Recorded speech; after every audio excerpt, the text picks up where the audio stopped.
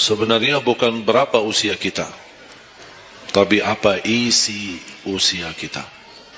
Isinya apa? Dan sebagaimana Rasulullah SAW menjelaskan di hadis yang sahih, di hari kiamat tidak akan tergeser kaki seorang sampai ditanya oleh Allah 4 pertanyaan. Berarti kita akan menghadapi 7 pertanyaan. 3 di kuburan, menghadap munkar nakir, man rabbuka, ma dinuka, man nabiyuka. Yang tersisa 4 nanti di hari kiamat, sebelum dimulai hisab, sebelum tergeser kaki kita ke surga maupun ke neraka. Ditanya oleh Allah Subhanahu wa taala 4 pertanyaan. Yang pertama, lan tazula qadama 'abdin yaumal qiyamah hatta yus'ala an 4. Tidak akan tergeser kaki seorang di hari kiamat sampai ditanya oleh Allah Subhanahu wa taala 4 pertanyaan. Yang pertama, an umurihi fima afnah. Umurnya apa yang kamu lakukan. Allah tidak akan tanya berapa usiamu, tapi apa yang kamu isi dalam usiamu. 60, 70, 100 tahun, kurang, lebih, Allah tidak berdulikan berapa usia kita. Bahkan banyak para sahabat ketika ditanya usiamu berapa, dia menjawab usia saya 10 tahun. Padahal sudah tua, sudah di atas 50, ada yang di atas 40. Tapi kenapa begitu ditanya soal umurnya dia menjawab 10 tahun? Ternyata mereka menghitungkan usia yang sebenarnya adalah usia yang terisi taat. Masa jahiliyah, sebelum datangnya Islam, mereka menganggap itu semua usianya sia-sia. Berarti kalau ada orang muslim tidak salat sama sekali sampai usia 50 tahun, semua usianya sia-sia. Karena tidak ada ibadah satupun yang diterima kalau tidak pernah salat. Biarpun dia haji setiap tahun, puasa setiap Ramadan, dia bersedekah, berinfak setiap hari, tapi tidak pernah salat 5 waktu sama sekali, sia-sia amalannya. Karena pertama yang akan dihisab oleh Allah salatnya. Kalau salat itu beres, baru akan ditanya yang lain. Kalau salatnya tidak ada, Allah tidak perlu bertanya yang lain. Makanya saya selalu berkata, khususnya pada pemuda-pemudi, seberapapun dosamu, jangan tinggalkan salat. Sebesar apapun dosamu, jangan tinggalkan salat. Karena salat itu ibadah yang langsung menyambungkan kita sama Allah, tali hubungan kita sama Allah. Kalau tali hubungan kita sama Allah terputus, tidak ada tali yang bisa sambung lagi. Dan selama anda menjaga salat, berarti masih ada harapan masuk dalam golongan yang akan diampuni Allah. Ada ampunan, ada harapan ampunan. Tapi kalau tidak salat, terus bagaimana Allah ampuni kalau tidak mau bertaubat? Banyak orang berkata, saya malu. Atau dia merasa ada bisikan di hatinya, buat apa lo salat?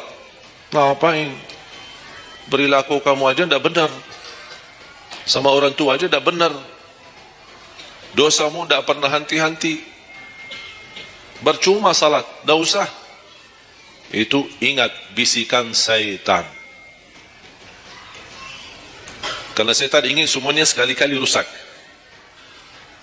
Kalau berbakti baik belum sempurna, masih banyak dosa maksiat, banyak kerusakan yang lain, tapi masih terjaga salatnya, ada harapan diampuni dosanya.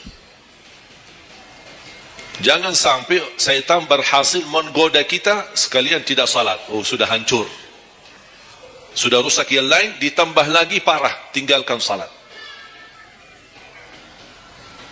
Atau ada orang taubat, selama dia tidak salat, lancar, beres, aman, tidak ada apa-apa. Begitu dia taubat, dia merasa sedih, menyesal, dia mulai menjaga salatnya. hilang motornya, kehilangan kerjaannya, diuji sama Allah SWT dalam rumah tangganya. Setan datang, coba kamu aja dulu biasa-biasa aja, tidak pernah ada ujian. Begitu anda mulai salat ada ujian. Ngapain? Udah berhenti aja salat, nanti kembali beres. Berhenti salat. Pas begitu dia keluar masih kehilangan motor. Ya Allah, gimana? Saya selama ini tidak pernah salat, tidak pernah hilang motor. Begitu saya mulai salat malah hilang motor saya. Datangnya setan di situ. Coba kalau kamu tidak salat, tidak bakal hilang motornya. Akhirnya dia merasa nyesal, dia berhenti. Berarti niatnya bukan taubat. Niatnya salat, ya Allah mohon aku salat tapi Allah jaga motor aku ya. Itu niatnya. Bukan salat karena Allah, tapi salatnya karena terjaga motornya. Itu beda niat. Berarti ketika kita berlaku ibadah, melakukan sesuatu ibadah, tapi ada ujian yang masuk, jangan anda salahkan ibadahnya, tapi salahkan niatmu. Ada apa dalam niatmu? Pasti ada salah niat.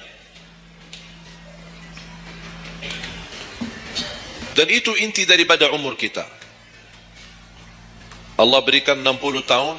Kemarin saya hitungkan, kalau standar umur umatku kata Rasulullah kan 60 sampai 70. Itu kira-kira kurang lebih. Ada yang lebih tua, lebih panjang usianya, ada yang lebih muda. Tapi standar kata Rasulullah SAW, a'maru ummati baina 60 wa 70. Standar umur umatku antara 60 sampai 70. Ada yang melebihi dari itu, tapi sedikit sekali dibanding yang lebih muda. Saya kemarin hitungkan 60. Apa yang kita lakukan di dalam usia 60 tahun.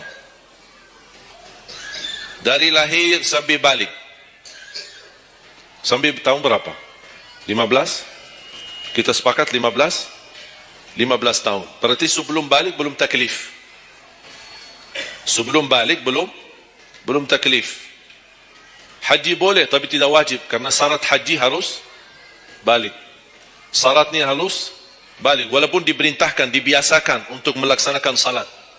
Tapi anggaplah bedun taklif, belum ada taklif, belum ada kewajiban, berarti 15 tahun itu sia-sia. Dipotonglah dari 60. Berapa sisa? 45. Tidur sehari berapa jam? Hah? 8? Boleh kita sepakati angka 8? Ya, kita bicara standar. Katanya menurut kesehatan, tidur yang normal dan pas dan cukup adalah 8 jam. Anggaplah 8 jam tidur. Ada yang tidur 12 jam.